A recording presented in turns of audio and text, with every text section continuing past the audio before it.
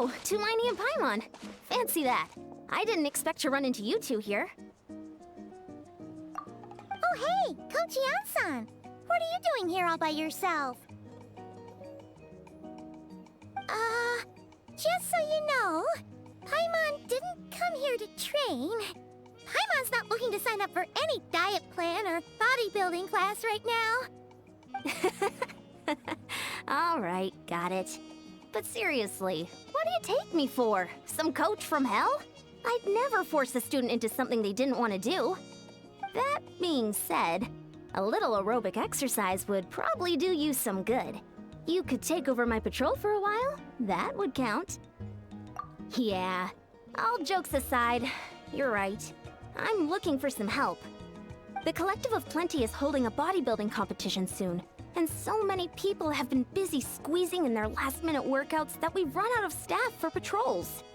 Oh, so you've stepped in to cover their work. But don't you have a last-minute workout to do too? I'm good. For one thing, I believe peak conditioning can only be achieved through consistent training over a long time span. Cramming in a workout at the last minute does next to nothing for you.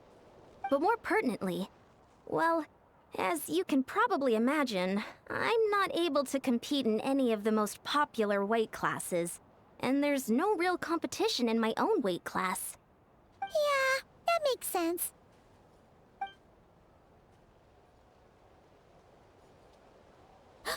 Oh no! Don't look at Paimon like that. We are not the same weight class, and no way is Paimon competing against you. Traveler, let's just help with the patrol, all right? Otherwise, Yan-san's gonna make Paimon enter a bodybuilding competition. Perfect. I managed to get you on board with just one look. Thank you both. It should be pretty routine. Just keep your eyes peeled and make sure nothing strange is going on in the area. That'll free me up to check the other section. Let's meet back at the settlement when we're both done. Sure thing. Just leave it to us. We're experts at strolling and patrolling, don't you worry.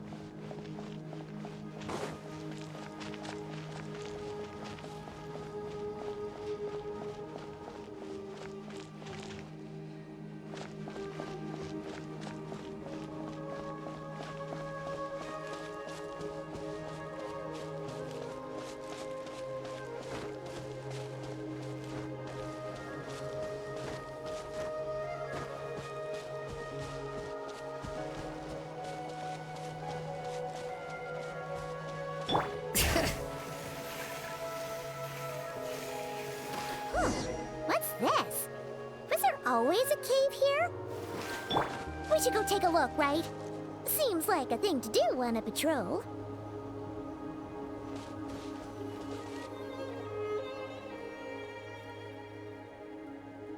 Hey, there's a hilichurl here. Is it sleeping? Doesn't look very hostile. Why is it hiding away here? Ah! You woke it up! Huh? It ran away! Oh, guess our reputation in Natlan is more fearsome than we thought. Even hilichurls don't want to mess with us now. You mean that shiny thing? Huh. Must have dropped it as it ran off. Huh. Paimon bets that hilichurl thought it was a priceless treasure. It was probably planning to hide it here for safekeeping. Until we showed up. Let Paimon take a look. Hilichurls aren't the brightest, so it might not be worth much, but still. What is it? You look so serious all of a sudden. Isn't this just a regular old key? The style is unusual, though. Doesn't look Natlanese. Where do you think it's from? What do you mean? What hibernation chamber? What spaceship? Wait, you mean the spaceship? The one that brought you to Teyvat? So, how did that key show up here? Are you sure you didn't just drop it?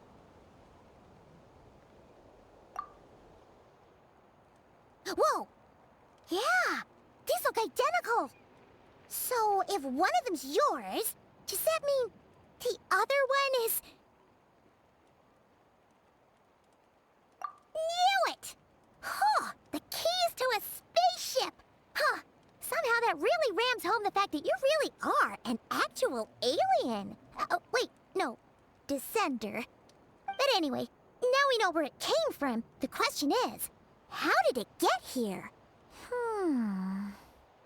The simplest explanation is that your brother lost his key somewhere not far from here. Then that hilichurl found it and ducked into the nearest cave to hide it. If that's true, it means your brother was here recently. Yeah. Man, this is so crazy. We only agreed to help with the Anson's patrol on a whim. And now, we've made this bombshell discovery and found a huge lead on your brother. Should we keep following this trail while it's hot? Or do you think we should check back in with the Anson? Ah, there you are. Looks like you went the extra mile today. Thanks for being so diligent. Oh, hey, Anson, what's up? Didn't think we'd see you again till we headed back to the settlement. We were actually just about to go meet up with you. We've made a huge discovery today. I came here to let you know that you don't need to keep patrolling anymore. The bodybuilding competition has just been canceled, so the usual squad will be resuming their normal duties. They'll be here to take over shortly. Wait, canceled? Why? What happened? The Abyss Order attacked. Huh?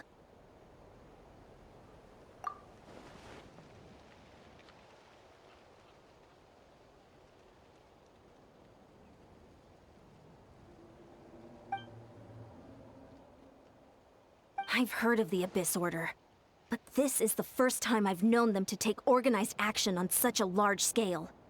It's like they're preparing to go to war against our entire nation. One little sect versus the entire nation at war? How are they expecting to pull that off? Based on everything we've seen from them so far, they usually prefer to act in the shadows. So, what's different about it this time? What could they be after? No clue. All we know is that they've attacked our tribe, but that doesn't tell us much. Our defenses are holding strong so far, so I'm gonna head to the Stadium of the Sacred Flame and see what Mawika knows. If there's any information out there, she's the one people report to. Oh, want to come with me? I'm sure everyone will feel better knowing that the hero of Natlan is on the case. Great, then let's head over together.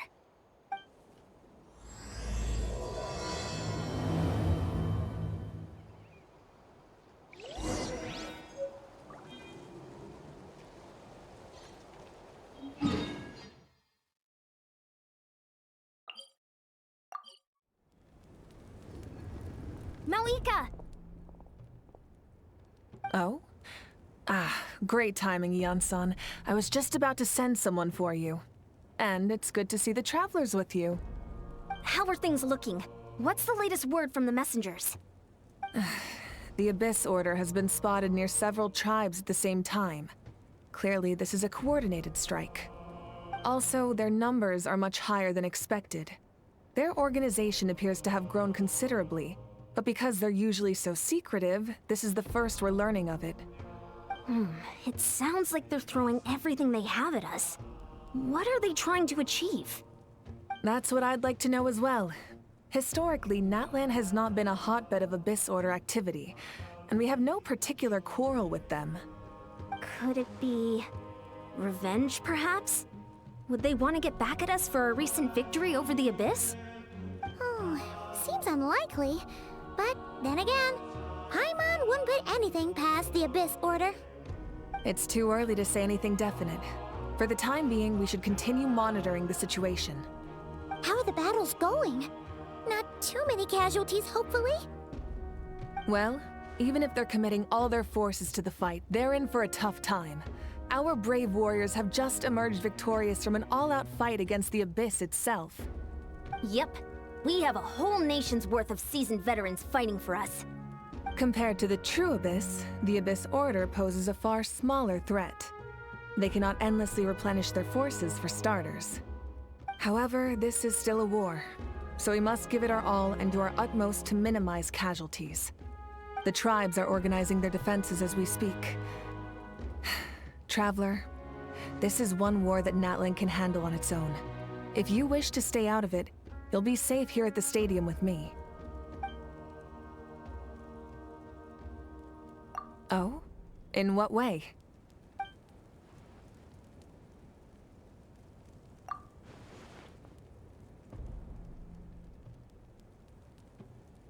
Yep, that's how it is.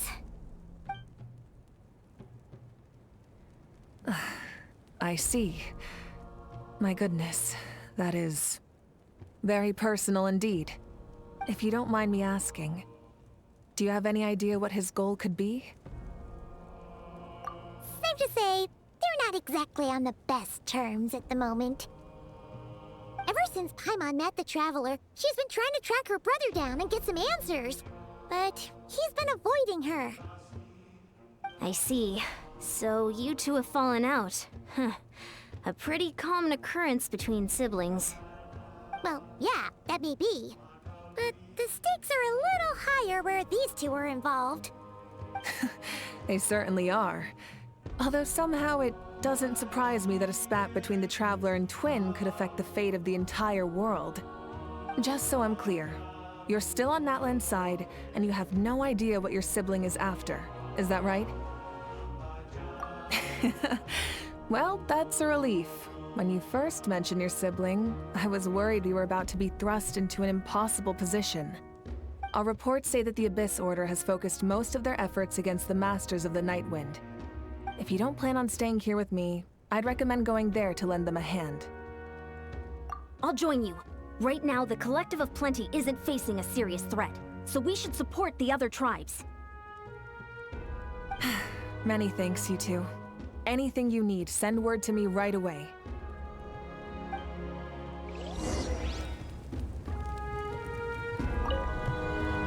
And don't worry, you're still Natlan's hero. I'm not gonna blame you for something your sibling has done. Still, if we manage to find your brother, you wouldn't mind if I gave him a good punch to teach him a lesson, would you?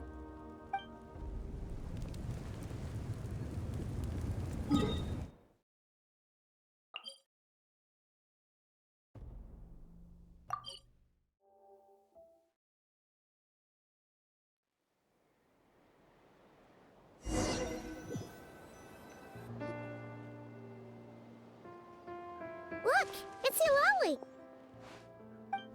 Huh, I wasn't expecting to see you here. Are you here to reinforce us? How are things looking? Mawika told us to come here. Oh, the situation must be pretty dire if it's managed to get Eulalie out of the house. Dire? No, I wouldn't go that far. It's mostly just irritating. I heard we're being hit the hardest out of all the tribes. What are they trying to imply? They just think we're pushovers or something? The more I thought about it, the angrier I got. I couldn't exactly concentrate on my novel after that, so... well, here I am. So, that's how they earned the ire of Granny Eatsley, huh? They call themselves the Abyss Order, yes? Ugh, so tasteless. It's exactly the kind of two-dimensional name a clueless writer picks because they don't trust the rest of their writing to persuade the reader of who the real villains are. Hey, she's saying your brother has poor taste. Wait, what? Are you saying her brother is a member of the Abyss Order? I only said that because I was mad, but maybe I went too far. Hey, let's save the chat for later. We've got some enemies incoming. Good. A much-needed chance to vent my frustration. Not a moment too soon. Things were getting awkward there. Luckily, I'll never have to find out just how badly the rest of that conversation was gonna go. You didn't have to say that last part out loud, Eulalie. Anyway, let's get him!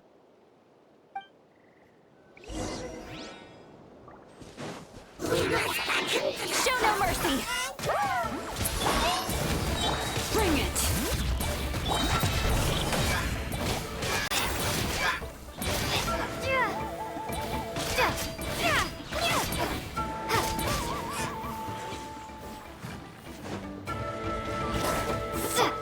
Fulfill our pact! Eat Laline, eat Papa, get him! Carbon wave!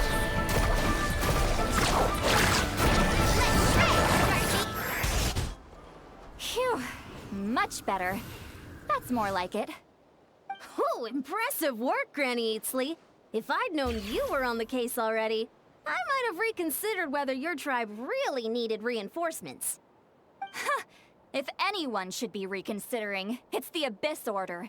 They picked the wrong target this time. Experience says that if we head in the direction they were attacking from, we should find their stronghold. Why don't we press our advantage and destroy their base? They won't know what hit them. Hey, was there a battle here just now? Need any help? The warriors from the Masters of the Nightwind are here!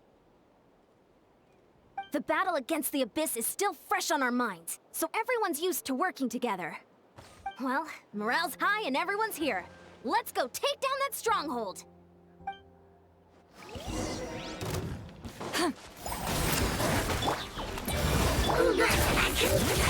Letting brave names echo!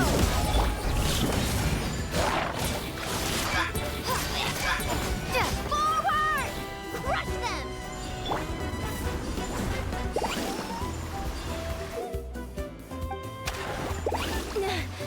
What is that thing? It's like it's draining the strength right from my body. Find a way to destroy it! The Abyss Order's resistance is faltering. Now's our chance!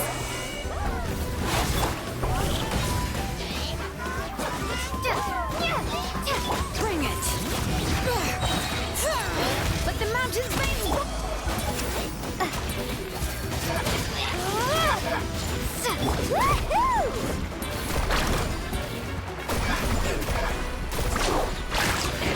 Show no mercy!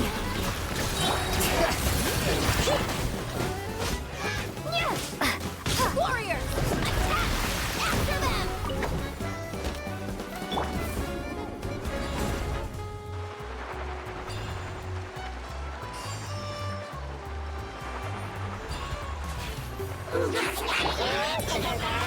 Get you two! Time to end you messing with the boss here. Time to show you what happens when you mess with the Masters of the Nightwind. This is the Abyss will pay the price!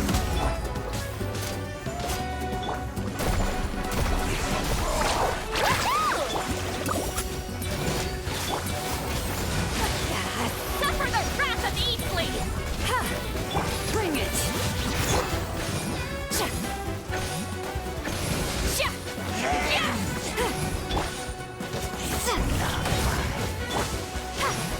Fulfill our pact!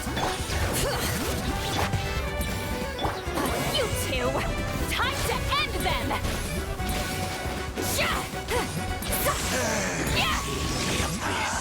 Shall rise! This stronghold is neutralized. Good work, everyone. The Abyss Order's all bark and no bite. To be honest, this was anticlimactic. I was hoping for a personal apology at the very least. And ideally, a whole speech acknowledging the superior might of the Masters of the Nightwind. Well, whatever. I'll just have to make up for it with some extra wine at the victory feast. With the stronghold cleared, this area should be safe for the time being. But still, something tells me we can't afford to let our guard down yet. Maybe it's just me, but an enemy under siege normally defends their stronghold at all costs. The fighting gets more and more intense right till the bitter end. But this time was different. With a few exceptions, most of the enemies here gave up and fled the moment that... well, I don't know, but it seemed like they sensed something. Huh? Not sure I follow. They did a tactical retreat, that's all. It's just a different strategy. I'm not convinced. Don't forget, they're radicals who chose to wage war on an entire nation. They don't do things in half measures. It seems out of character to cut their losses and run like that. So you're saying there's more to this than meets the eye? I'm saying we don't know enough to be sure of anything at this stage. So let's stay alert and keep our defenses at the ready.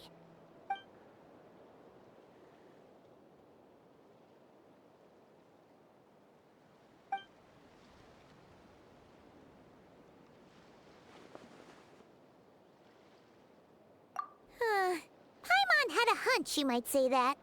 But you're right. If we can somehow use that key to track down your sibling, maybe we can end this war before things get serious. And maybe you can finally get some answers. Wait, you're leaving? But I was still debating whether to invite you to the first victory feast. Go ahead, you two. See, Lolly and I will take care of things here.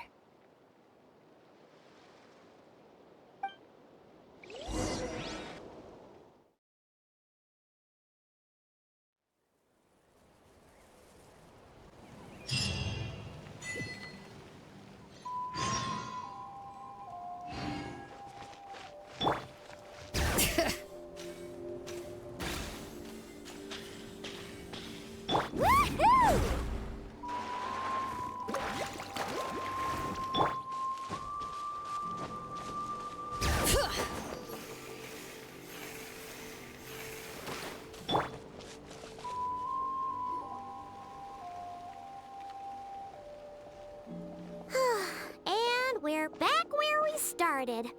That hilichurl probably found the key nearby, right? Let's look around for clues. There's no time to waste. Beyonsan and St. Lolly are waiting for us.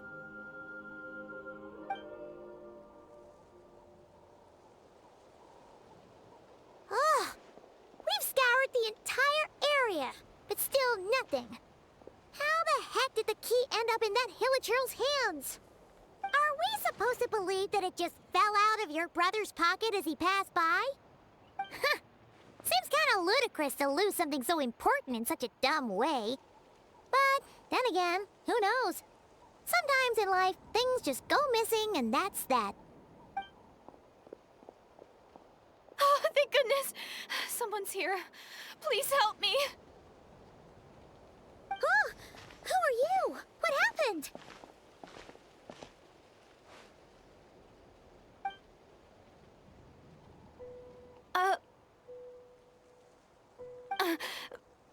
No, now isn't the time. Please, you've got to help me. I'm being chased by monsters and I can't keep running. Can you do something? Yeah, where are they? Paimon doesn't see any monsters behind you. Huh? I'm sorry, I don't quite understand. They're almost here. This really isn't the time to be joking around. We're not. We're completely serious. We don't see any monsters. But how? Ugh, there's no time. They're coming. We gotta run. What's wrong with that girl? She must be seeing things. Oh no! It looks like something really hit her. Maybe she was right. Quick, let's see if she's okay. What's wrong? Are you hurt? What was that? The monsters! They're right there! You need to get out of here. It's too dangerous.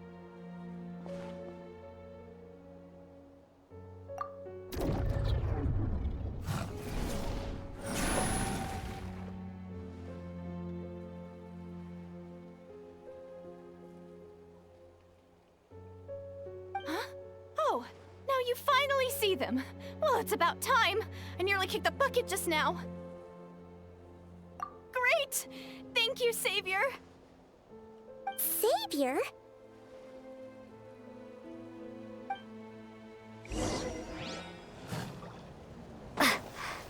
Get to work! Bring it! Let's ride! Amazing!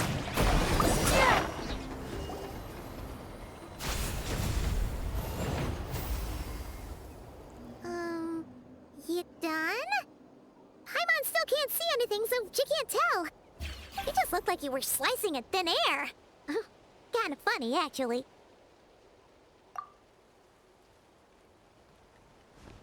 Oh, really?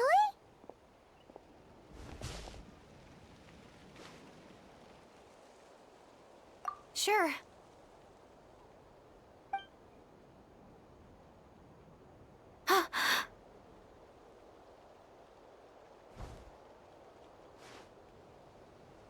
It's nothing. It's okay. I can see they're all gone now. No need for you to check. I didn't think much of it when the monsters were breathing down our necks, but now that I've calmed down, holding hands with you like this, I'm just a little shy, that's all. Huh? Have you never shaken hands with someone before? You sure get flustered easily. Well, anyway, I haven't had the chance to introduce myself yet. I'm Deirdith. Thanks for, saving me just now. I'm really grateful for your help. No worries. Paimon's Paimon, and this is the Traveler. With her around, you'll be safe from any monsters. As long as they're visible. So, what was the deal with those monsters just now, anyway? Your guess is as good as mine. I could see them the whole time, so when you said you couldn't, I thought you were making fun of me. Whoa! That must have been scary. The idea that we'd stand by and laugh while some poor girl was being hunted down by monsters?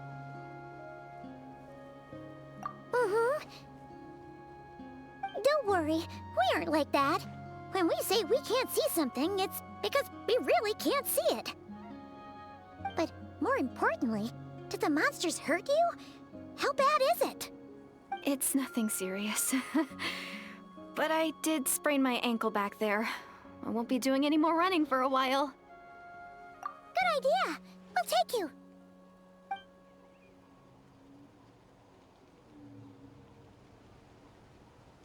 Phew, thank you so much.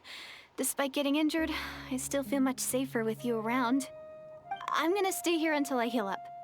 Don't want to risk running into any more monsters.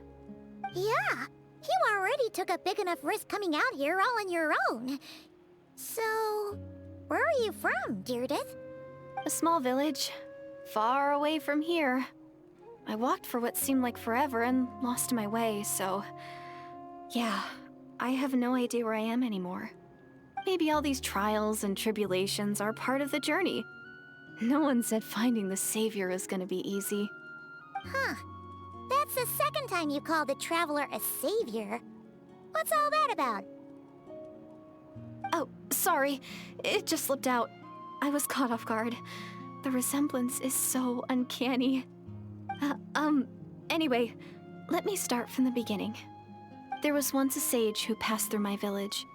People got the sense that she was truly omniscient. The sage said that doomsday was coming. But as that day approached, a savior would reveal themselves to us. The day of disaster is almost upon us, so my grandmother begged me to leave the village and find the savior before it's too late. Doomsday? I've heard people talk about the savior since I was a kid. Growing up, it really made an impression on me. The description is practically etched into my mind. So when I saw your golden hair for the first time, it was like this image that's existed in my mind's eye all these years suddenly came to life. Everything matched. Oh, so that's why you were lost for words when you first saw her. Well, the Traveler's definitely got what it takes to be a savior, and she's already got a ton of titles, so she won't mind one extra. Actually, I don't think it's her. What? But didn't you say that everything matched? Everything except the gender. The savior was described as a young man. Oh, for goodness sake. There are gender requirements to be a savior? Really? Oh, of course. If it's not you, then it's gotta be him. Who? Who is it? You have a brother? Well, then that's it. Oh, it's him. It has to be. Oh, thank goodness. Please, can you take me to see him?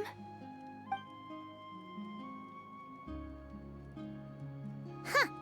Maybe, if you're lucky. It just depends if we can find him. Huh? But isn't he your brother? Sorry. Looks like Paimon steered this conversation back to the fallout between you two. It wasn't on purpose, but that's the reality, so it's hard to avoid. Okay, fair enough. But since you're looking for him anyway, why don't we team up? We might stand a better chance if we work together. Yes, everyone says that the disaster is inevitable. But the Savior will rescue us all from our pain and suffering. I've always dreamed of meeting the Savior. Do you really buy this whole doomsday thing? Seems kind of far-fetched.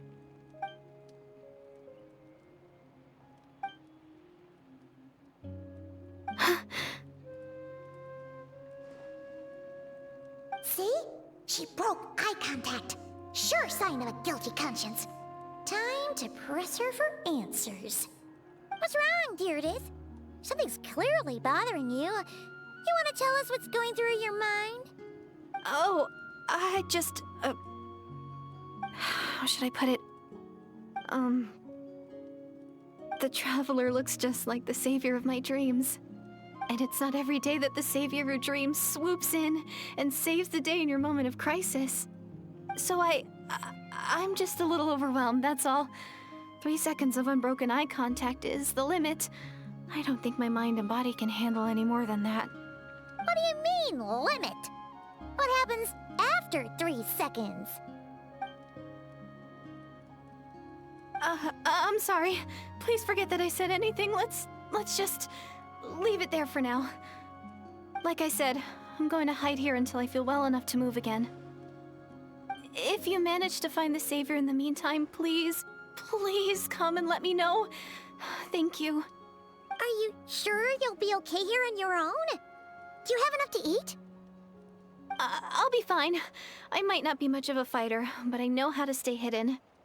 And if I get hungry, I'm sure I'll find something around here. Don't worry about that. All right then. Well, take care. Being on your own isn't easy.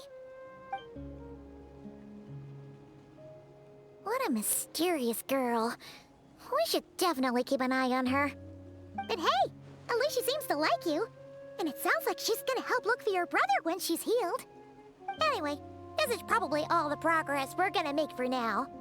Let's head back to the Masters of the Night Wind and see if they need our help.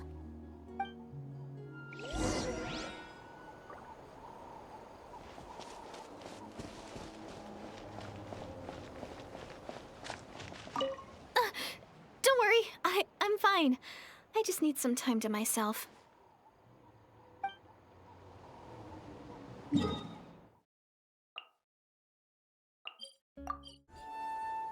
Oh, you're back! How did it go? Find anything? Nothing substantial, unfortunately. But we had the weirdest experience. So I take it that the war's still on? That's okay. I just wasn't sure, because things seemed to be at a standstill while you were gone. The Abyss Order hasn't attacked us, and since we don't know what they're planning, we haven't made a move either. In a word, it's a stalemate. The guards have been keeping watch around the clock, but for everyone else, you wouldn't even know we're at war. Huh. Really makes you wonder what the Abyss Order's thinking. I was wondering, Traveler, if you have the time, could you go and pay a visit to the guards? They've been working a pretty demanding schedule. I was gonna go see them myself, but I'm sure they'd appreciate a visit from the greatest hero of our time. Oh, but you're a great hero too, Yan-san. Great. Thanks, you two.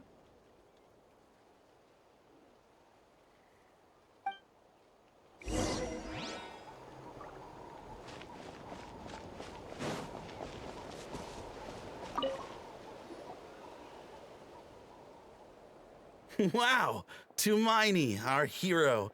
We've actually fought together before. You probably don't remember it, though. That's to be expected. You took point, and I was much further back in the ranks. I saw you, though. You were a great inspiration to us all. Thank you for standing guard this whole time. It's all good. Honestly, it's not been that much work. Haven't heard a peep from the enemy. Nothing that would indicate an impending attack. I've spotted a bunch of Abyss Order operatives, but they weren't acting hostile, just hanging around. There were even moments when they seemed to be meditating.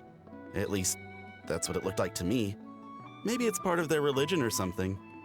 Out of an abundance of caution, I asked some shamans from the tribe to take a look and see if there was anything nefarious at work. But they didn't sense anything untoward, so we just put it down to religious ceremony and left them to it. Huh. Interesting. Oh well, the more time they spend meditating, the less time they spend trying to beat us to a pulp. Well, the shamans didn't raise any concerns, so how bad could it be? As far as I'm concerned, so long as they don't pose an active threat, they can do all the cult worship activities they want. Besides, as soon as everything's in place and we're ready for an all-out offensive, there'll be no match for us. Huh. Sounds like morale is pretty high. Guess there's strength and confidence in numbers. Let's keep going, Traveler.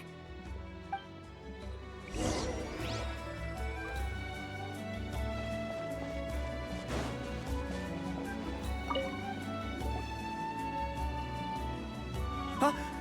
Is that Tumaini? What brings you here? Is this, like, a meet and greet? I wasn't...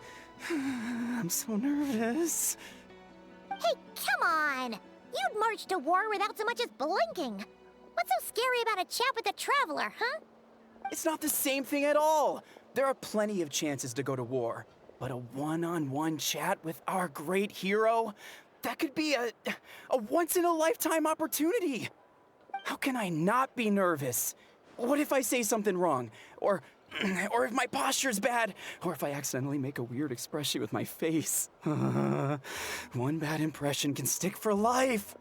No one's here to judge you on your posture or your facial expressions. Relax! All right, then. I'm sorry, great hero, but I have a small favor to ask. Let Paimon guess. An autograph, right? That's easy. May I challenge you to a fight? What? How can you be so audacious and so sheepish at the same time? Huh. Paimon's starting to think your nervousness is all just an act. No, of course not. I just figured that if I don't ask now, I'll regret it for the rest of my life. But I am still on patrol, so please, Great Paimon, if you wouldn't mind taking over for me for just a few minutes?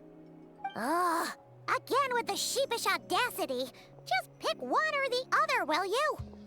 Woohoo!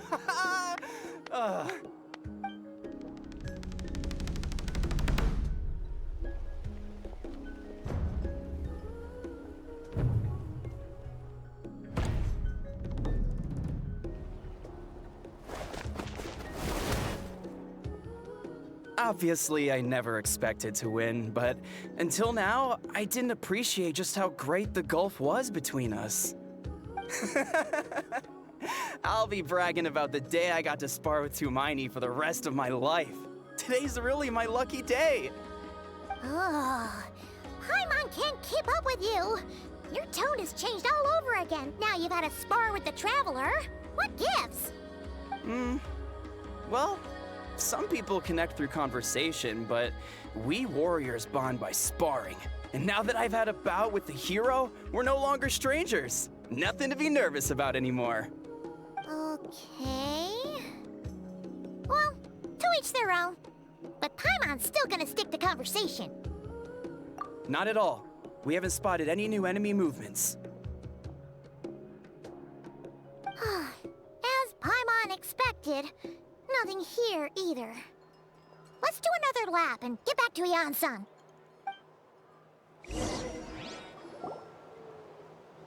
You're back. So, did the guards find anything? Nothing much, no. Someone mentioned that the Abyss Order has been doing some kind of meditation or prayer, but apparently it seemed harmless. Paimon wants to lodge a complaint about one of the guards, though. His name's Kentalo.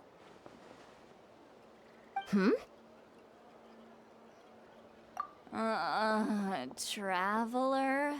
You're back already? And no one thought to wake me up, huh? In fairness, you look pretty hungover. Can't imagine anyone wanting to wake you up in that state. I'll have you know I'm perfectly sober when I'm hungover. Okay. I'll admit that sounds strange at face value, but regardless, what I meant to say is, I heard something about the Abyss Order engaging in meditation. Yeah, that's right. Does it mean anything to you, St. Lolly? I sensed something strange in my dream. It was vague, but it seemed as if some noise had found its way into Natlan's ley lines. Oh, what does that mean? Hard to say. I don't think it had any tangible effect on the Night Kingdom or on our ley lines, but still, it's like a signal that exists on a different dimension of reality. It might not interfere with ours or pose any detectable risk, but I just get the sense that something strange is going on. Oh, so even someone as familiar with the ley lines as you can't tell what's going on. No wonder the shamans that Satura called to the front lines couldn't sense anything. Yan-san, I think we should go talk to the chiefs. There's no point dragging this out. We need to take the initiative and drive the Abyss Order out of Natlan for good. If that's the Council of Granny Eatsley, I'm sure the chiefs will agree. But it will still take us some time to gather the required force. In war, adequate planning and preparation is the key to victory. Sure, but the finer details aren't my concern. Anyway, I'll leave you to it. Just remember to come find me when you're ready to talk to the chiefs. Oh? Sure, what is it? Huh, you mean only select individuals can see them? Now that's a strange one. I guess they could be manifestations of a disturbed psyche? Or extreme negativity embodied in physical form? It could also be a simple case of dead monsters whose souls got stuck here somehow. Well, I say simple. Things quickly get confusing when you start looking into monster souls. For starters, trying to figure out which classification system to use is a real pain in the... All right, we get it. Granny Eatsley's learning and wisdom knows no bounds. But could we just get the short answer? Hey, I was just thinking out loud. You really think I was just trying to flaunt my knowledge? Anyway, the short answer is... there are many potential explanations for the kind of phenomenon you describe. That said, it's not something I've ever encountered in all my years. Oh, wow. Okay. Well, if Granny Eatsley's never seen it, it might as well not exist, right? Hey, I'm not that old! Care to elaborate on what happened? This all sounds rather mysterious.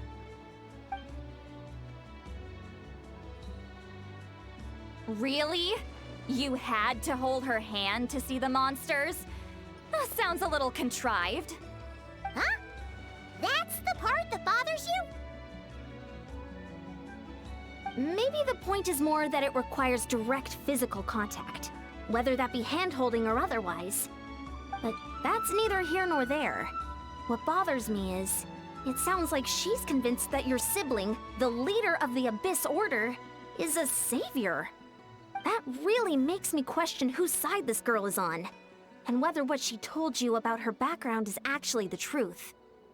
Sorry if that comes across as paranoid. It's just hard not to be suspicious of everything when we're in the middle of a war. Actually, Paimon feels like you make a fair point. Whoever this girl is, she sounds like bad news. Okay, well, you're clearly just jumping to conclusions. It's hard to know what to make of it. A young lady all by herself, lost in the middle of nowhere, sees monsters that no one else can, calls the leader of the Abyss Order her savior. At the very least, we should remain vigilant. Keep a close watch on her. Sounds sensible. On that note, we probably shouldn't have left her by herself in that cave. Traveler, we still need some time to muster our forces. Maybe you could check on her if you're not busy. Just be careful. It's settled then. Let's go check on her.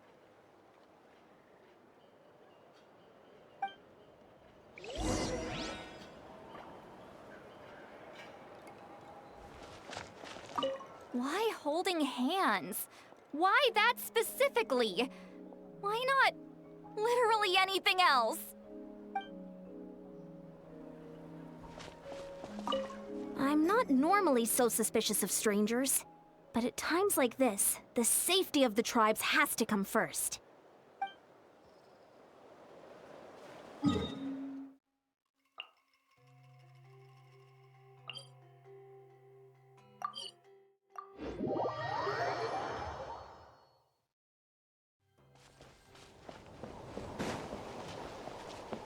All right.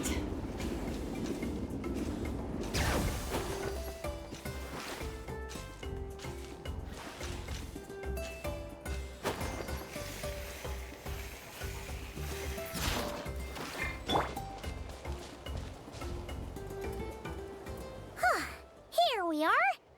Deirdre will still be here, right? Oh, it's so quiet though. Uh-oh. What if Yansan was right?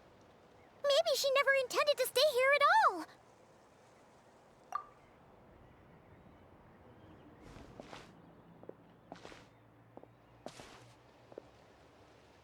Traveler, watch out!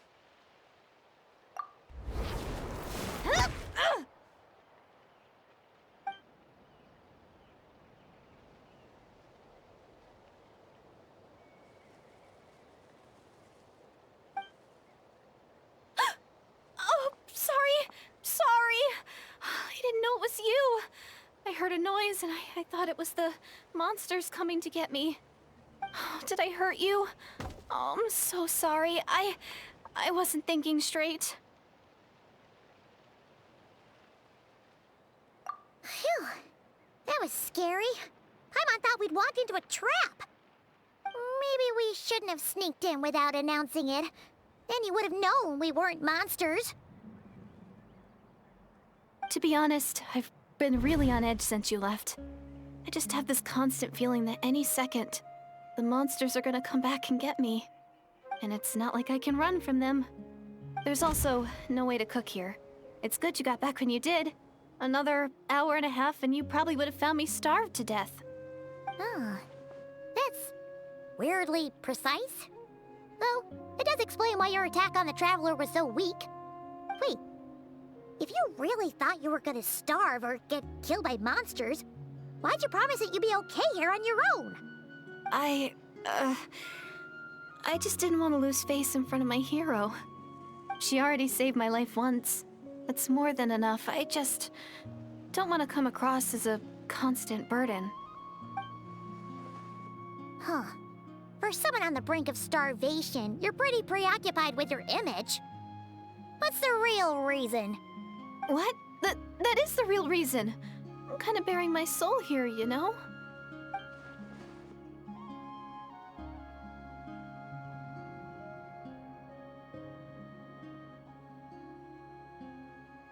Anyway, so, could you make me some food now? Oh, Paimon's getting hungry now, too. Go on, then. You can join us for dinner.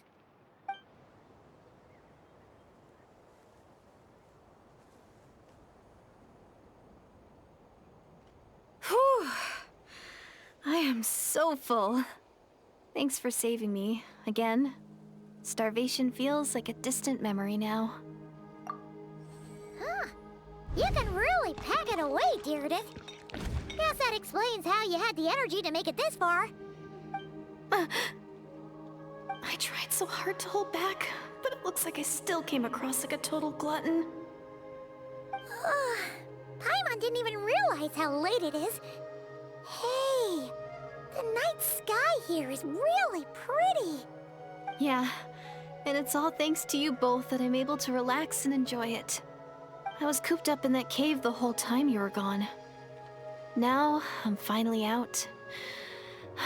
The air seems fresher, and the stars more beautiful than ever before. You weren't in there that long. When I was young, I used to lie on the roof of my house, gazing up at the stars. And often, my mind would drift to this question. Is this starry sky actually real?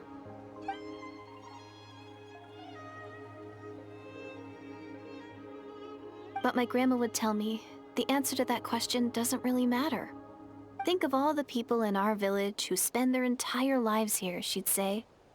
To them, that little village is their whole world. And so, if it's our destiny to live beneath this sky all our lives, then whatever may or may not lie beyond, this is our world. And that sky is real to us. Paimon kinda gets you, but also not really. Is it kind of like how journeying with the Traveler is everything to Paimon right now?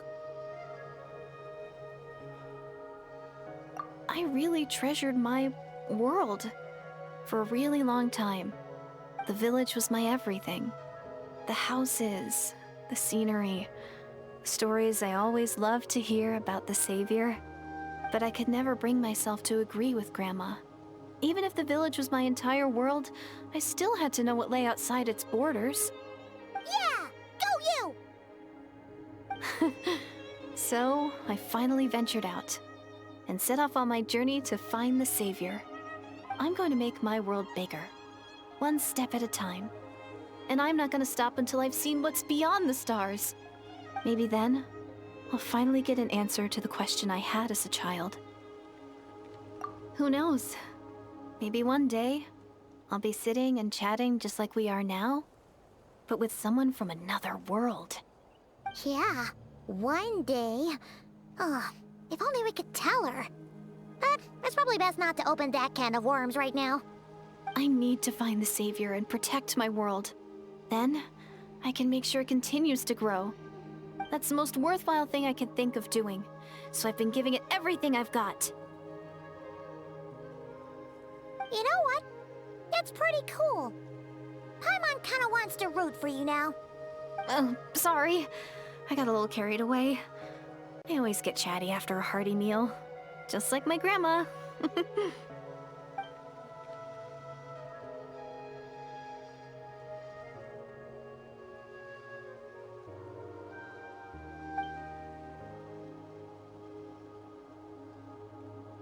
Hold on. Shh. It's them. The monsters are back. Where? Oh, still invisible, huh?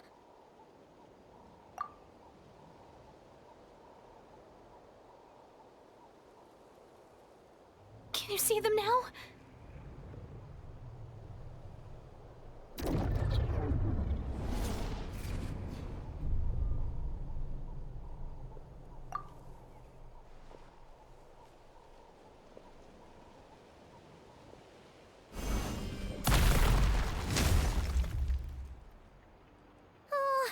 Paimon still can't see anything. But please, be careful.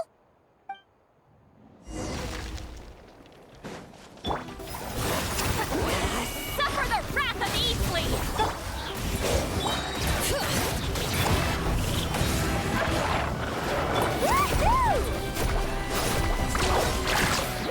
Action at the flame! Ha! Show no mercy! Not you two! Time to end!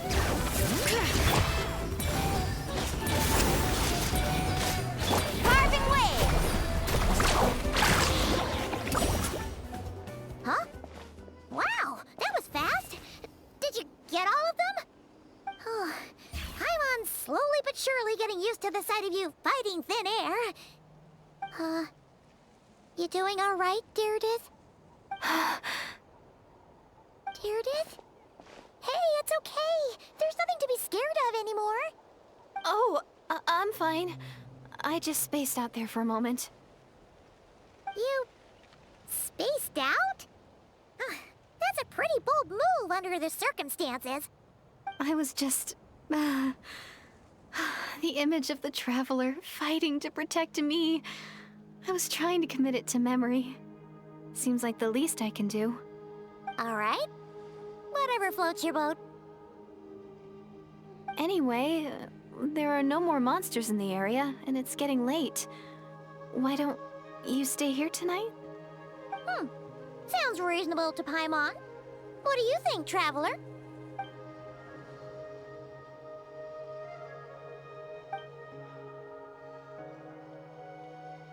All right. Deirdith will be... Huh? Deirdith? Why are you going in alone?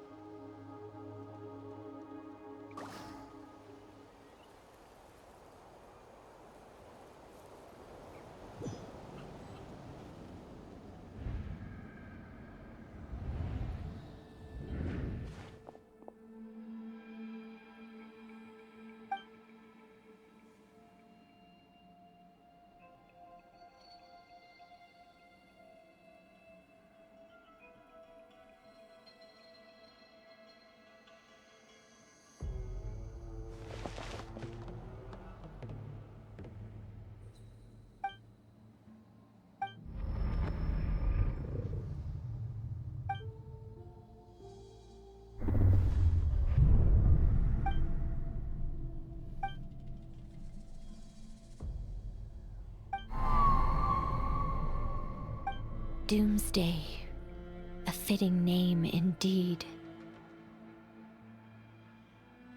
A blood-red sky, wild beasts that slaughter all in sight, endless pain, a terrible curse that cannot be reversed, and the birth of a savior.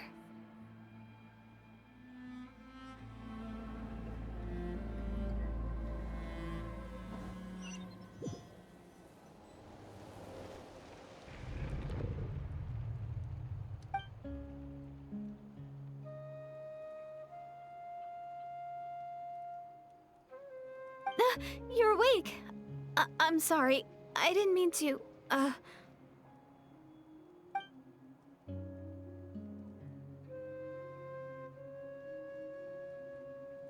You just look quite distressed, like you were having a nightmare. I thought if I took your hand into mine, you might find it soothing. At least, that's what my family always did when I had nightmares. But it didn't seem to work on you. In fact, I think I made it even worse. I'm so sorry. Oh, is that right? You better not be trying to pull a fast one on the Traveler. What? Don't be so... I have more self-control than that. Self-control? What does that have to do with it?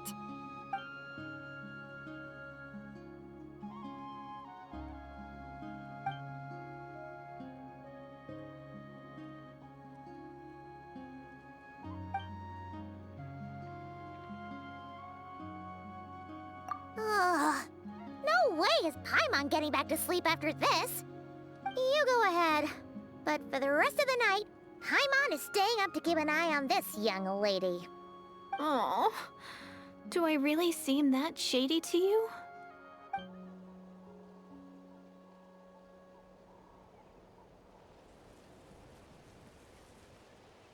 Well, Deirdith, there should be enough food for 3 days. Make sure you eat the perishable stuff first, so nothing goes to waste. You can't tell which stuff is perishable, right? Yeah, I can tell from the ingredients. Thank you so much for making all this for me. 3 days will definitely be enough time for my ankle to heal. Then I'll continue on my journey to find the Savior. All right, then we'll be off. Bye for now, Deirdith. See you? Wait! But if this is goodbye, how am I supposed to find you again?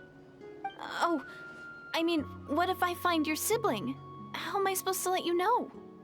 Ah, that's a good point. We share the same goal, but we're constantly on the road, so we've got no fixed address. How about this? When the time comes, you can just write a letter to Mawika. She'll be able to find us for sure. Mawika? Who's Mawika?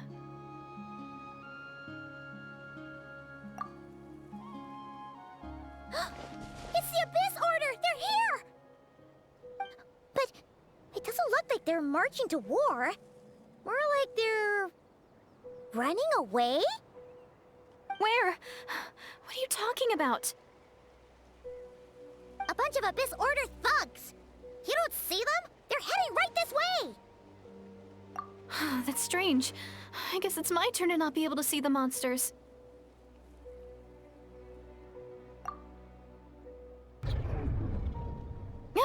You're right. I see them now. You weren't joking after all. So this is what it's like. What a weird situation. What is making these monsters invisible? Is it Deirdith? Or the monsters themselves? Or is it us? Well, might as well mow these ones down, just so they can't pose a threat to the tribes.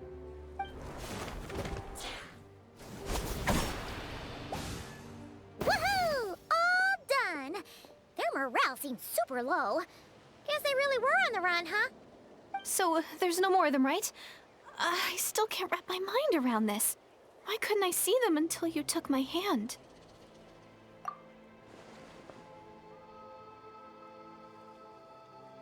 So, any ideas on why those monsters might have been running away? Maybe something went down on the front line. Oh, Paimon's getting a little worried about Eon-san and the others. Let's head back to the Masters of the Night Wind right away. We gotta go. Bye for now, Deirdith. See ya, and please take care.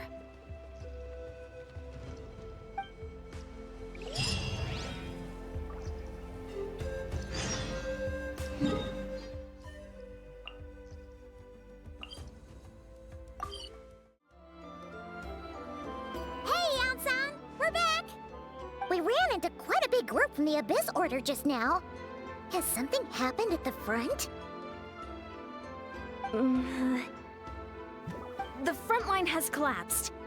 Huh? But how? No, relax. Their front line has collapsed, not ours. Oh, feels like you could have phrased that more clearly at the start. But this is good news, right? Why'd you still look so serious?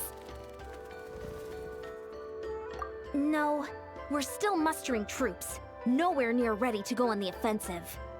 So at first, I was also confused about what exactly happened out there.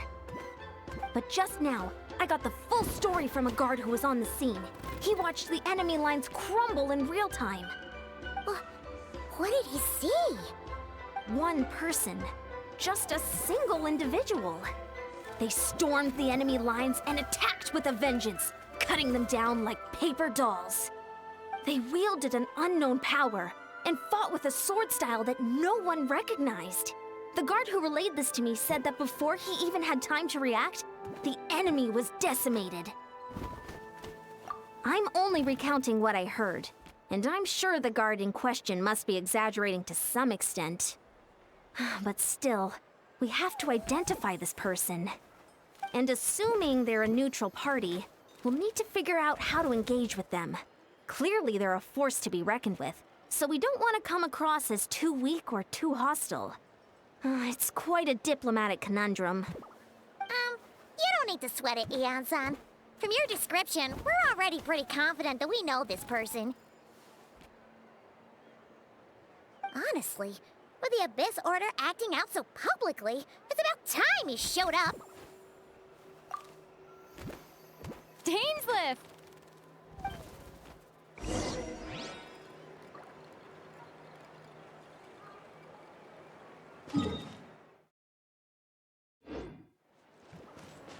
Let's ride!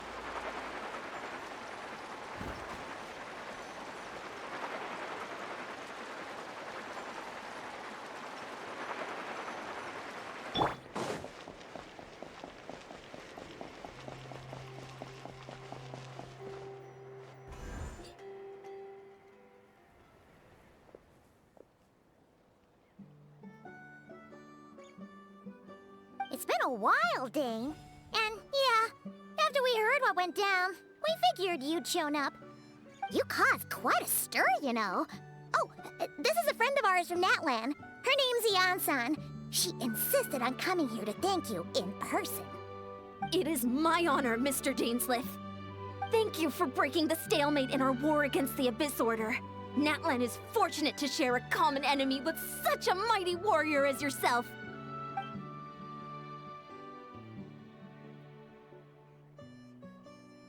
Please don't mind him, Ian-san. He always talks like that, but he's a pretty nice guy deep down. It's quite all right. Uezo Iansen respects those of great power. It's quite clear that he meant no offense, and I am still delighted to make his acquaintance. Anyway, since you're old friends, I'll leave you to catch up for now. Take your time. Sure thing. You probably have plenty of other stuff to do anyway, right? Since this war isn't exactly over. See you later, Ian-san!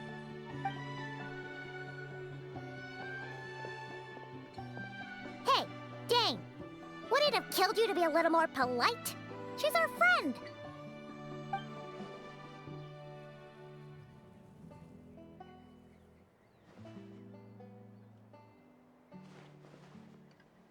Ugh, so stubborn. But whatever. So anyway, Dane, do you have any new info about the Abyss Order for us? Any idea what they're trying to achieve with this war, for example?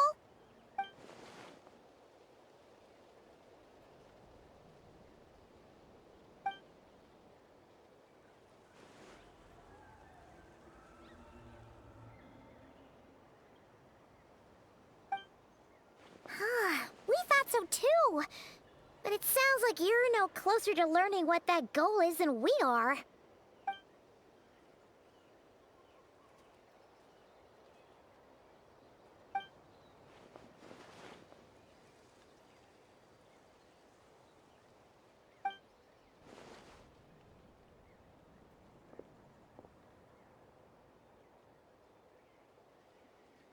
What do you think we should do?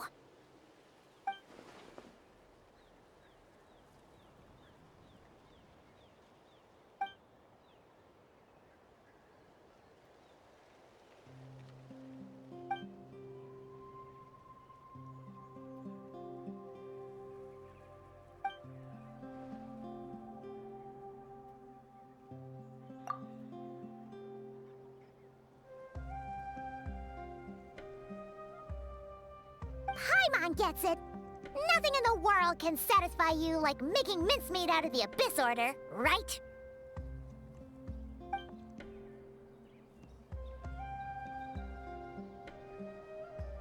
Wow!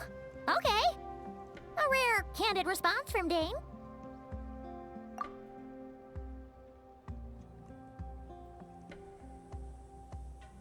Well, actually, we found her brother's hibernation chamber key near the Collective of Plenty. He must have lost it.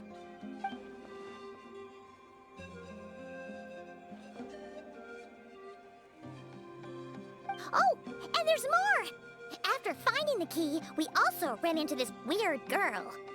She kept seeing monsters that we couldn't see, and then, this other time, we saw a load of monsters, but she couldn't.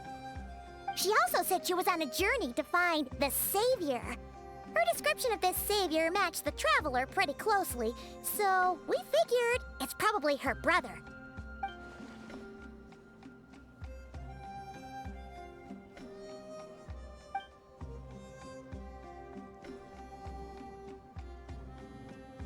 Yeah, that's right. Is something the matter, Dane?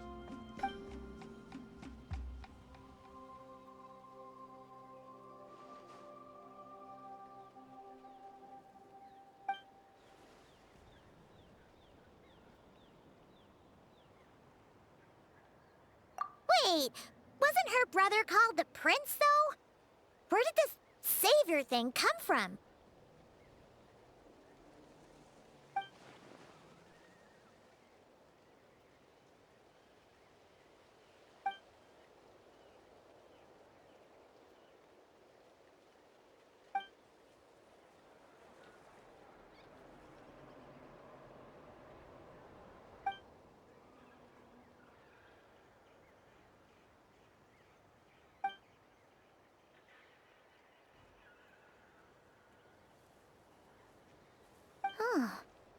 Sounds like the people of Conria really believed in him.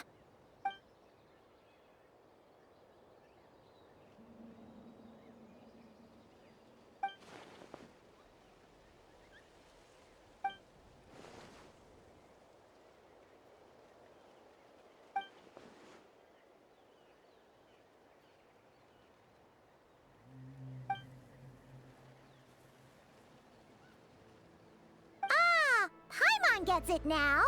So, a bit like Kaya. Except she grew up somewhere more isolated? Still, that doesn't explain the invisible monster situation.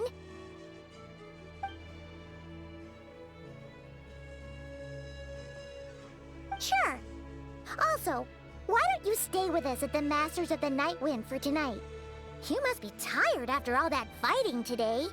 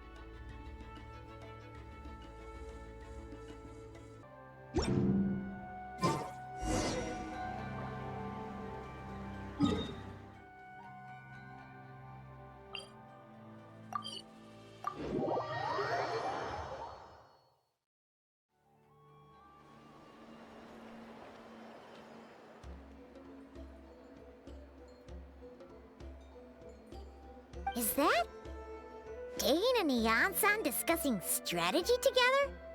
Huh. Looks like they're getting along just fine.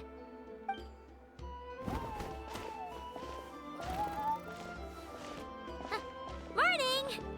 What are you guys talking about? You're here. I have some good news to share with you. We just got word from the Scions of the Canopy. Their intelligence has reported that they've discovered the Abyss Order's headquarters in Natlan. After their front lines dissolved, the bulk of their forces fell back to that area. It's also where their central command is located. The location? The Cinder City. Cinder City, huh? That tracks. Seems like their kind of place. Hey, this is great! This could be our chance to crush the Abyss Order once and for all! And with any luck, maybe we'll find your brother there too! Yep, our army is almost ready, and we've sent a message to Mawika to let her know the plan. We can't really launch an operation this big without the okay from the Archon.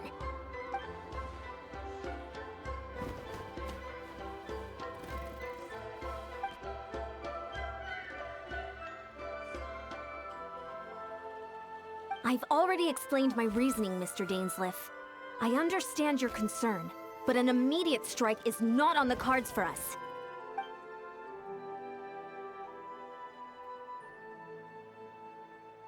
You're gonna go on your own?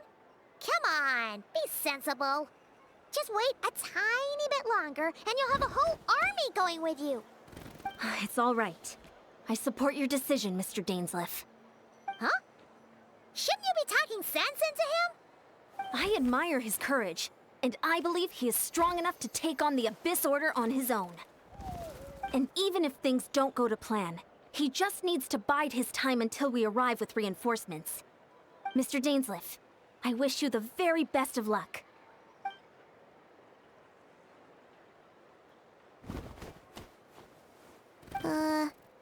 Looks like he's waiting for you to say something, Traveler.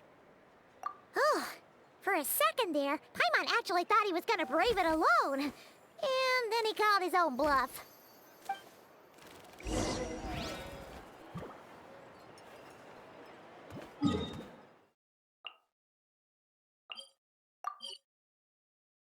Is this the place?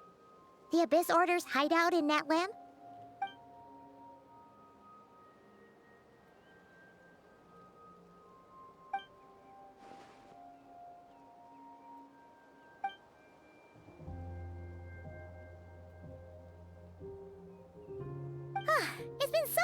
long since we fought with Dane side by side.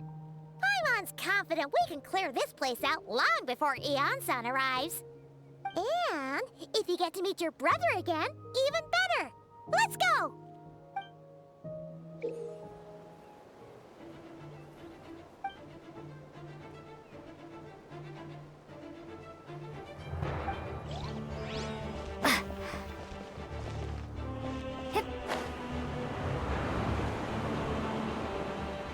Coming!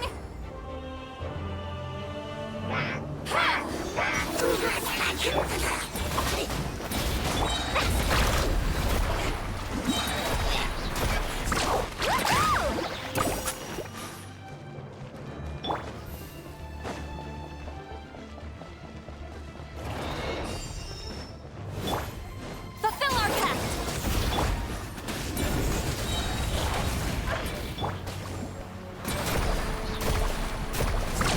Amazing!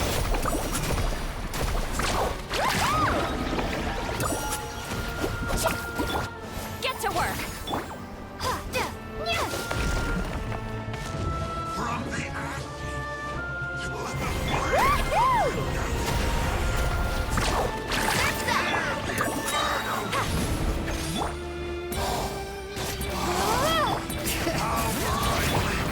Lolline, he's Papa!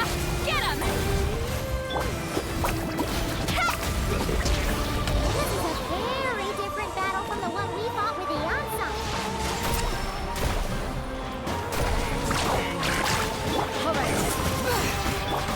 Show no mercy!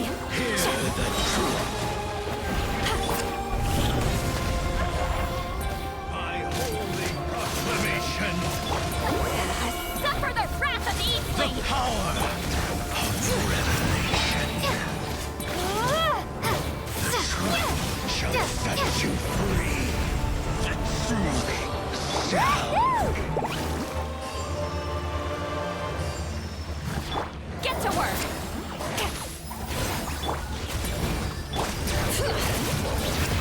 Let the mountain's veins boil!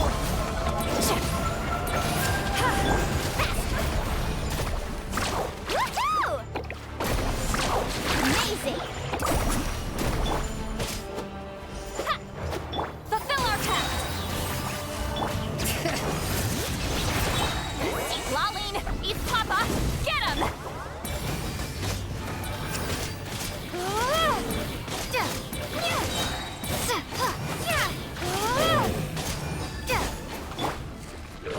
Let's shred, Sharky! Carving waves! All right. Hear the echoes of the valley! Get to work! Show no mercy! Dainsleif, the relentless spectre that haunts us. The abyss is all present. To feel this futile, to resist. Amazing!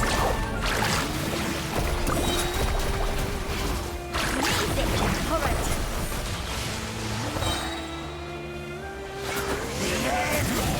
Letting great names echo! All right. Lolline, he's Papa! Get him! Rise once again and devour.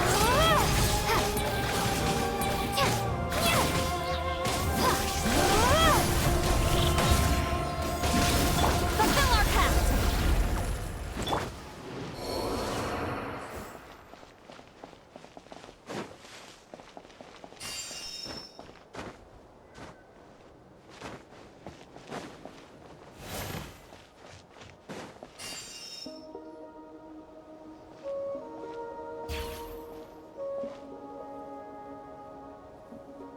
Twilight Sword Dainsleif.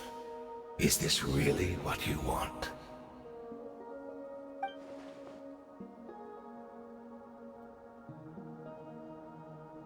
So where's the Traveler's brother then? Or is this guy supposed to be in charge here? So, this is a hunt to you. I must say I pity you, Dainsleif. The death you dole out so readily to others. is a luxury you yourself cannot enjoy. But today, that is the least of your worries. Do you realize that all your years of pursuing us are being rendered utterly meaningless, even as we speak?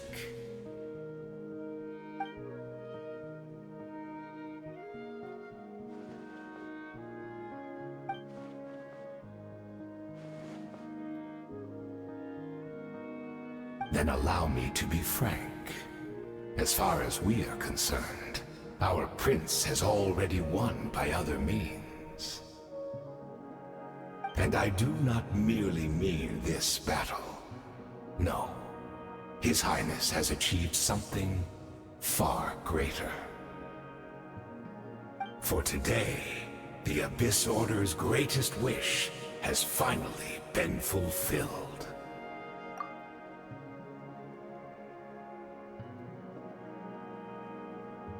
Our Highness quietly infiltrated the Night Kingdom to exploit that realm's past experience with ley line reconstruction. And then used the Loom of Fate to reweave the ley lines of Conria. What? He used the Loom of Fate? Wait, does this mean the attack on the Masters of the Night Wind was all a smokescreen to give him some cover? Oh no! This makes too much sense. Correct. As of now, our homeland has been revived. And all of my comrades that you have slain, dainsleif, they shall forget the struggles that have beset them these past 500 years, and begin their lives anew in a Conria restored to life.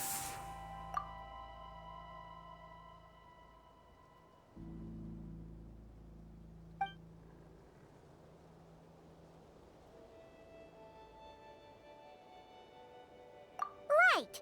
You still need a few steps after that, such as finding a place to host the ley lines you just re-wove.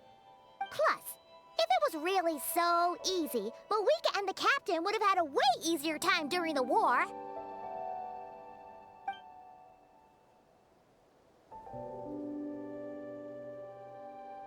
Oh, you poor fools. Clinging to delusions, even after the truth has been plainly revealed to you. Think back on the past few days. Have you truly not noticed anything amiss since the start of the war?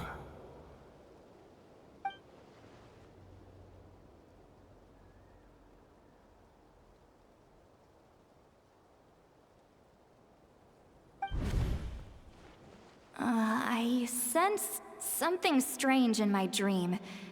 It was vague, but it seemed as if some noise had found its way into Natlan's ley lines. Oh, what does that mean? Hard to say.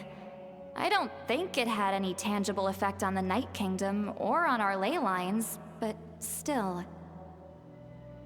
It's like a signal that exists on a different dimension of reality. It might not interfere with ours or pose any detectable risk, but I just get the sense that something strange is going on.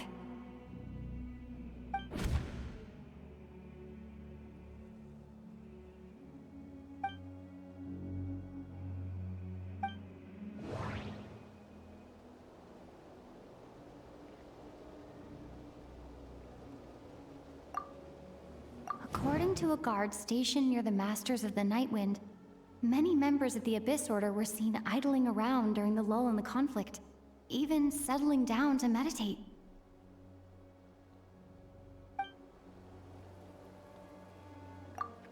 I couldn't see the monsters that Deirdre could see, and she couldn't see the ones I could. We could only see the monsters in each other's sight after making physical contact.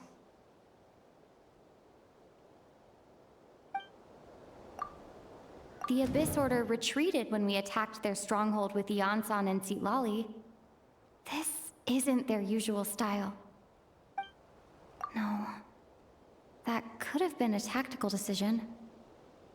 At least, I can't see how that was directly connected to the revival of Conria.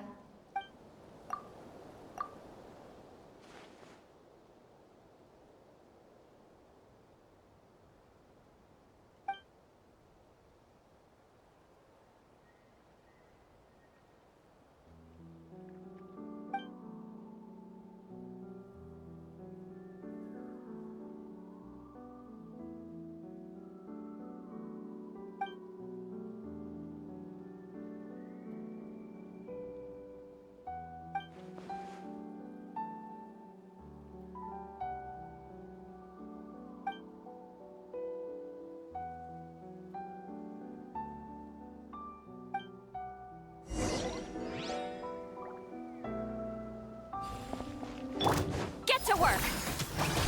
Let's ride! Give me the embrace of the abyss, and be baptized!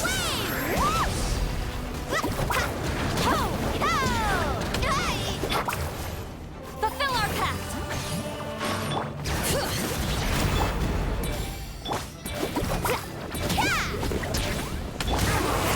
Suffer the wrath of Eastleaf! You battled in vain! The Abyss Order's mission has been fulfilled!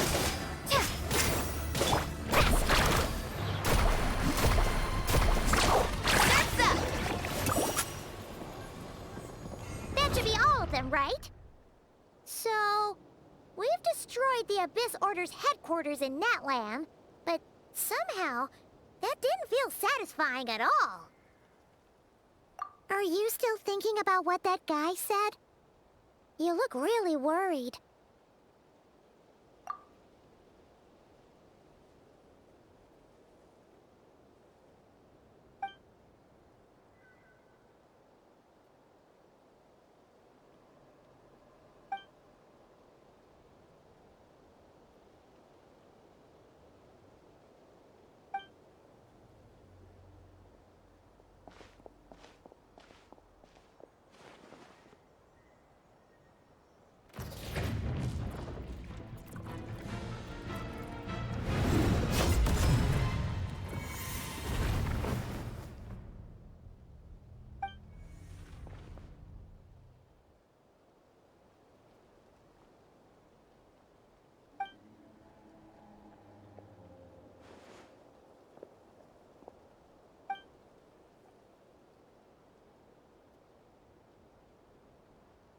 "500 years on, and you still refuse to address me as Master. Don't forget, Dainsleif. You may be the renowned Twilight Sword, while my arm has grown too feeble to swing a blade. But I taught you everything you know about wielding a blade.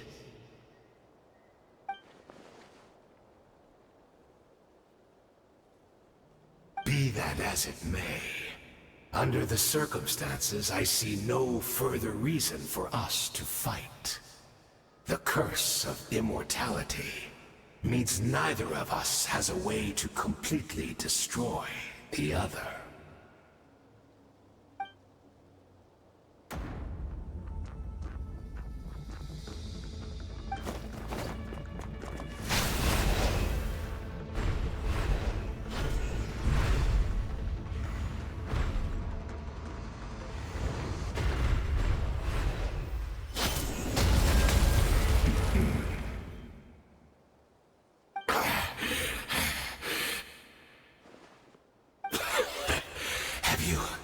Finally had enough. You weren't joking then, huh? Never, in all my worst nightmares, have I experienced anything close to the pain of 100 deaths. Surely, there's no point taking out all your hatred on me alone.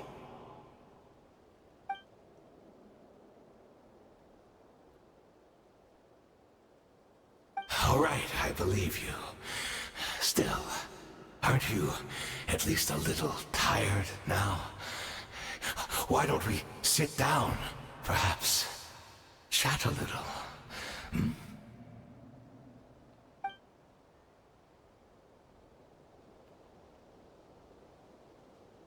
What? Not a fan of reminiscing about old times? Well, I suppose you don't have many fond memories to look back on.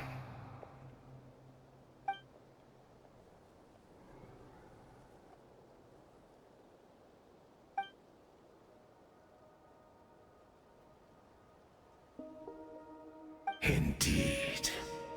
When the cataclysm first struck, everyone prayed for the Savior to deliver them, but he was nowhere to be found. Yes, we knew that the great abyssal power within him had been divided up. Yet we still despaired at his choice to leave us. Still, I believe that everything he's doing now, including his regret over what happened, comes from a genuine place in his heart. And besides, who else can we place our faith in? We are proud Conrians, are we not? I mean, we can hardly turn to the gods.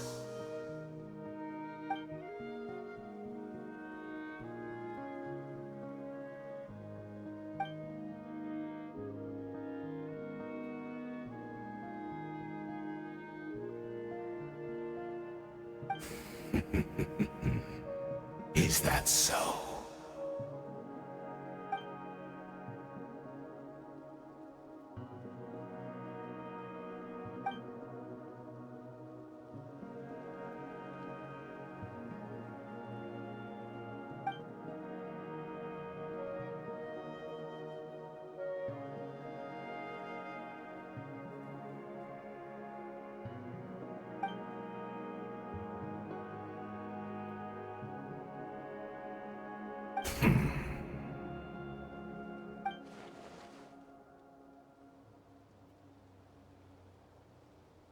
Oh, I'm sorry, dainsleif. I would apologize to you for those actions, truly. But the fact is, I honestly can't remember them anymore.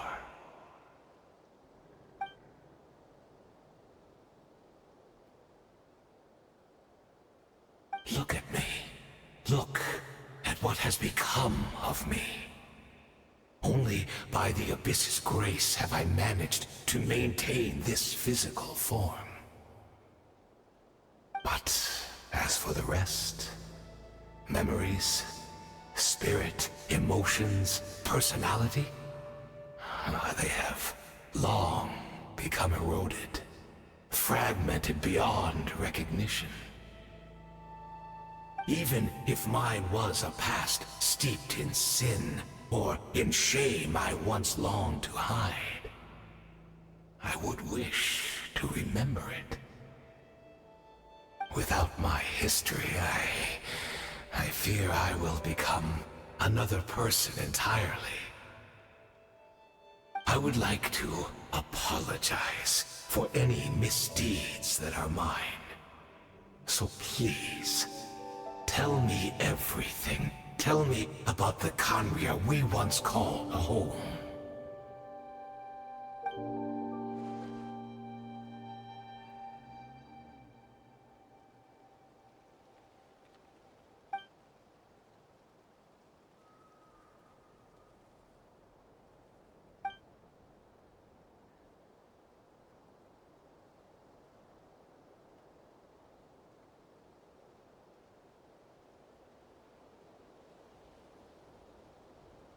You seem to remember much. Could you tell me more about it? About our golden age?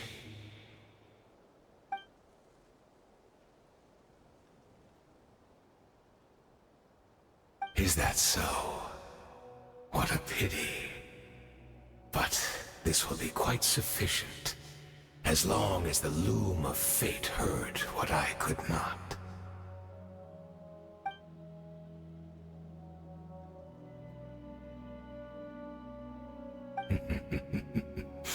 I'm afraid I owe you yet another apology, Dainsleif. You were right. I lied to you earlier. Your wits are too sharp to be fooled by me. The homeland hasn't yet been revived. In fact, even the ley line weaving is not yet complete. Think of ley lines as the collection of memories concerning a given place. To reweave Conria's ley lines as they were 500 years ago, we would somehow need to retrieve almost all the memories of Conria from that age. The loom of fate cannot weave without an abundant supply of memories. And so, we relied on everyone in the Abyss Order to provide what they could. Even though fragments are all that remain in most cases, the more we all share, the more that can be restored.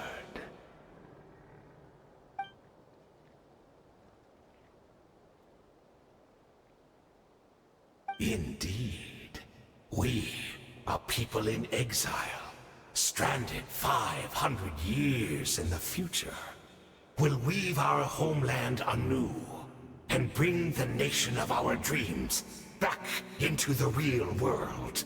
Ah, what a glorious undertaking! What a shame it had to take this long. After 500 years, most of our memories have faded, and a world woven from broken memories shall itself be broken.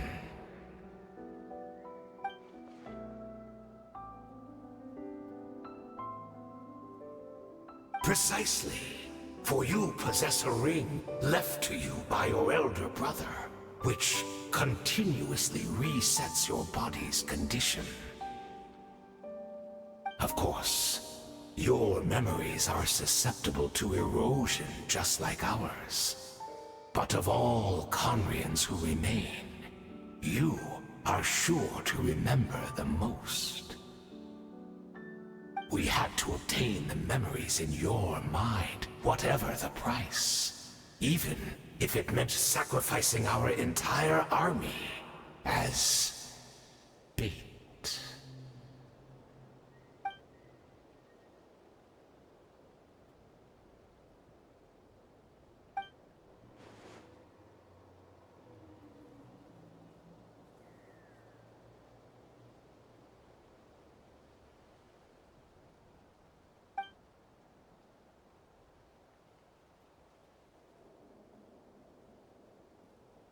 Perhaps, but that is the gamble our Highness has chosen to make.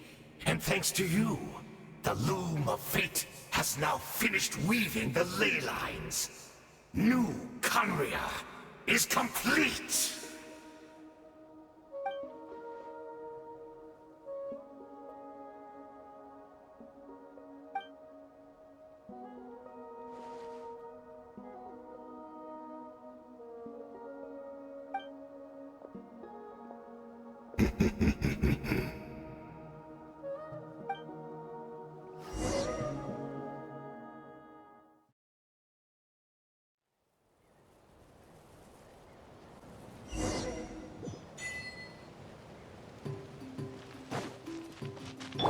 All right.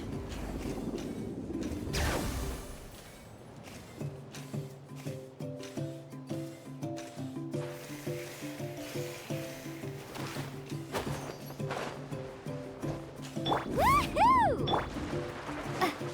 It's Judith! Great! She's still here!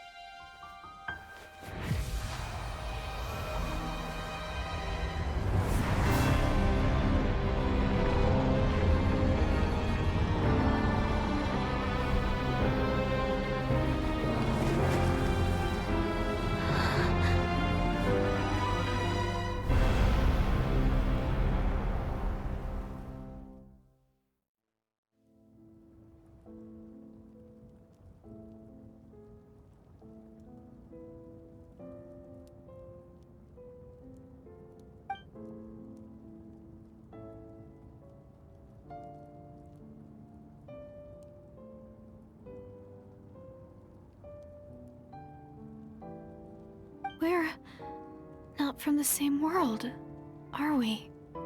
No. I come from your future. Wait, but that's great!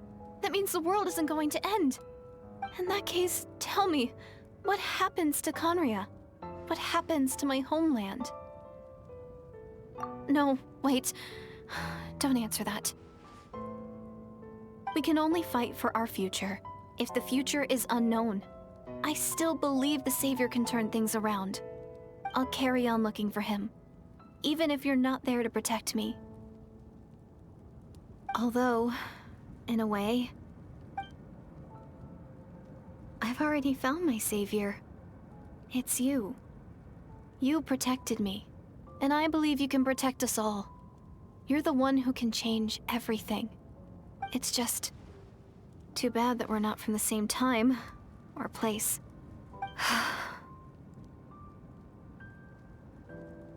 Oh, one last thing before I forget. I know how much you want to find your brother. Surely he must be desperate to find you too. So, is there anything you can give me as a memento? Proof that we met? That way, when I do find him, I can convince him that you're also searching for him.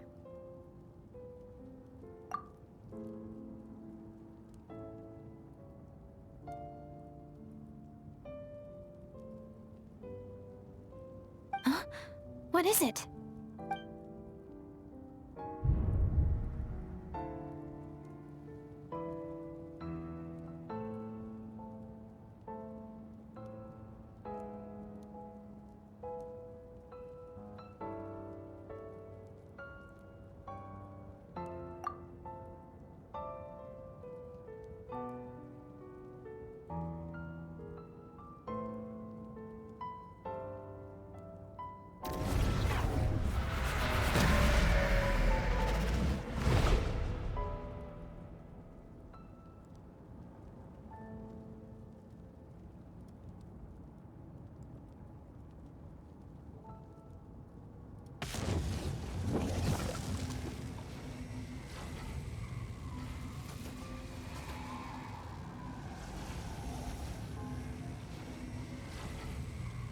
So that's what happened.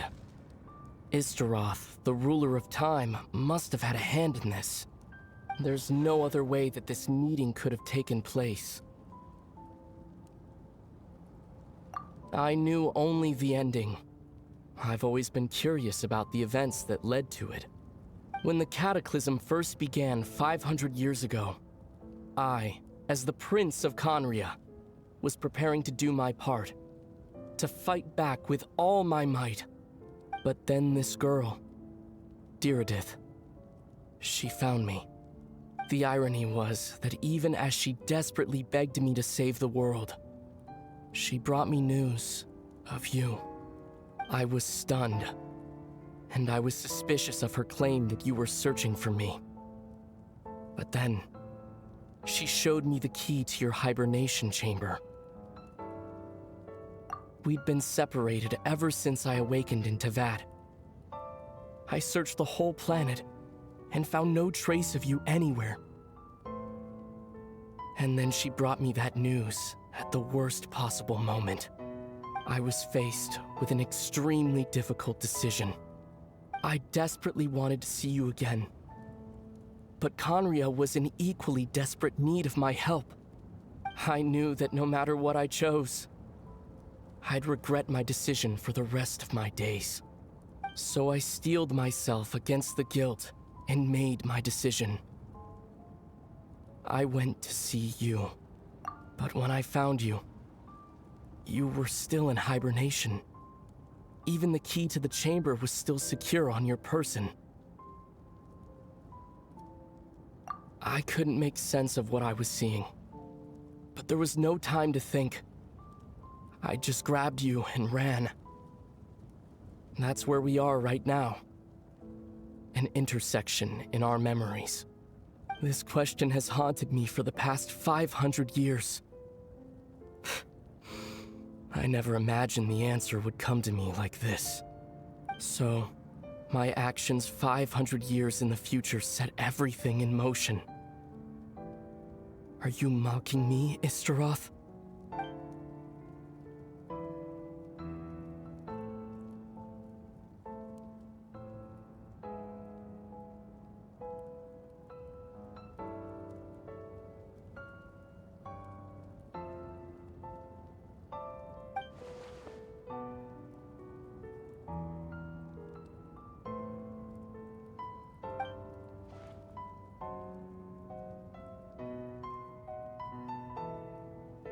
Not yet. But I've taken a very important step. Now the ley lines of Conria are complete. I'd always thought that Tevat's ley lines were locked by the heavenly principles. No more can be added, and existing ones cannot be replaced. But then, I learned that Natlan's Night Kingdom appeared to be an exception to the rule. It has intrigued me ever since.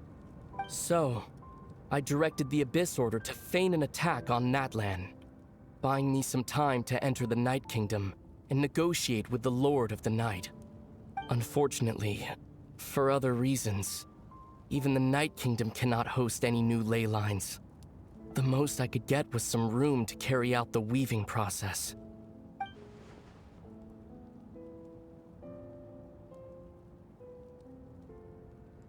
Still, I received the Lord of the Night's permission and activated the Loom of Fate. Using an Intivat as the base, I was able to grow a realm based on the Conria of 500 years ago, superimposing it over present-day Natlan's space-time. That superimposition is what allowed you and Diridith to cross paths.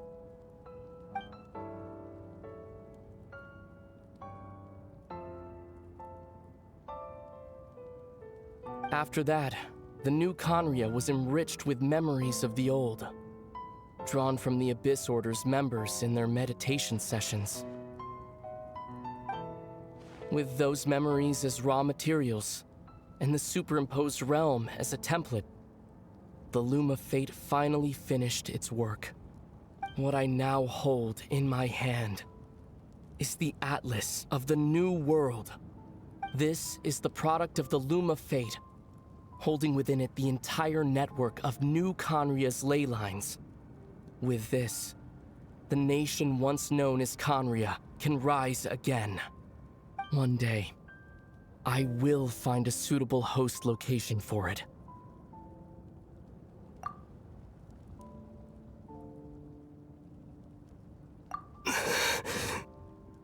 When I first arrived in Conria 500 years ago, my memory was completely blank. It was only after I had served as their prince for many years that I slowly began to remember everything, including you.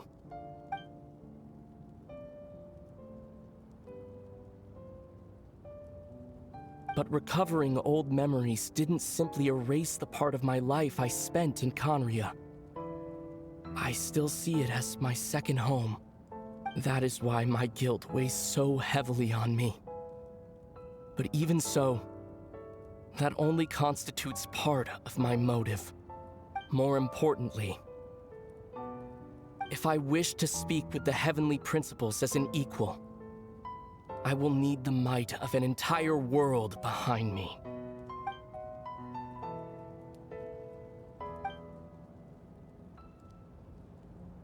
Huh?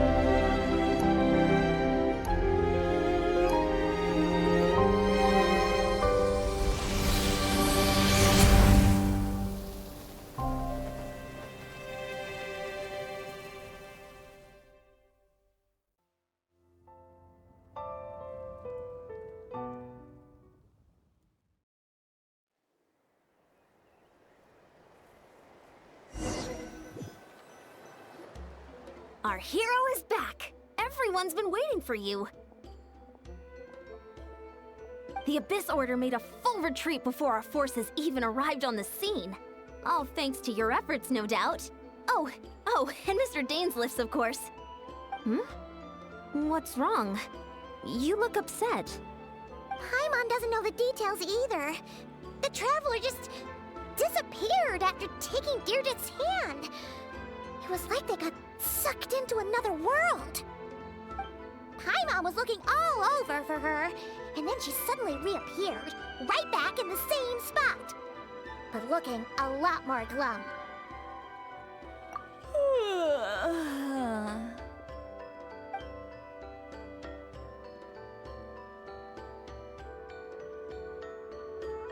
I think I got the gist of what happened.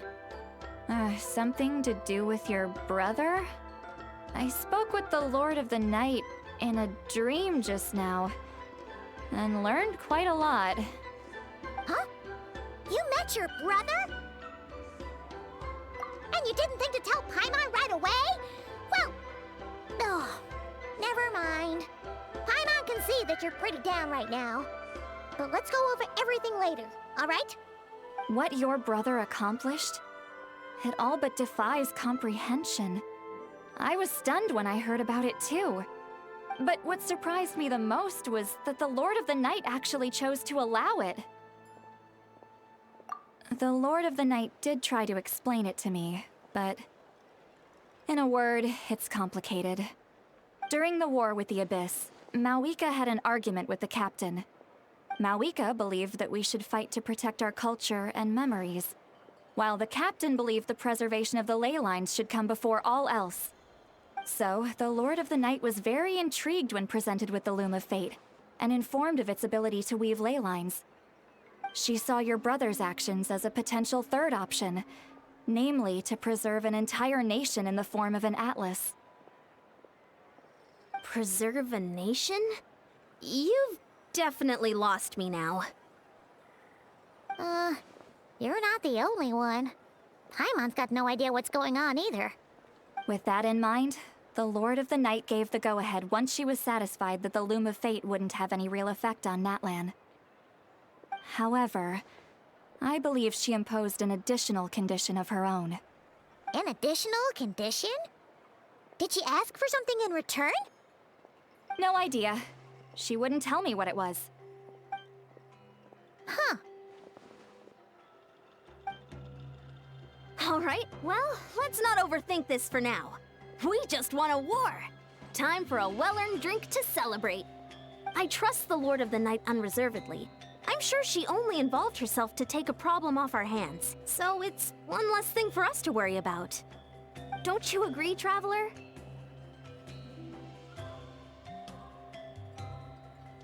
Come on, let's head back to the Collective of Plenty. Oh, Veressa should be there too. We'll treat you to a real feast.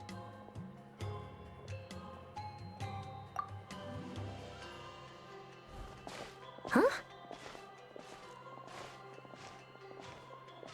Ian-san, leave her be. This might be hard to understand for an extrovert like you, but some people need alone time to recharge every once in a while. Traveler?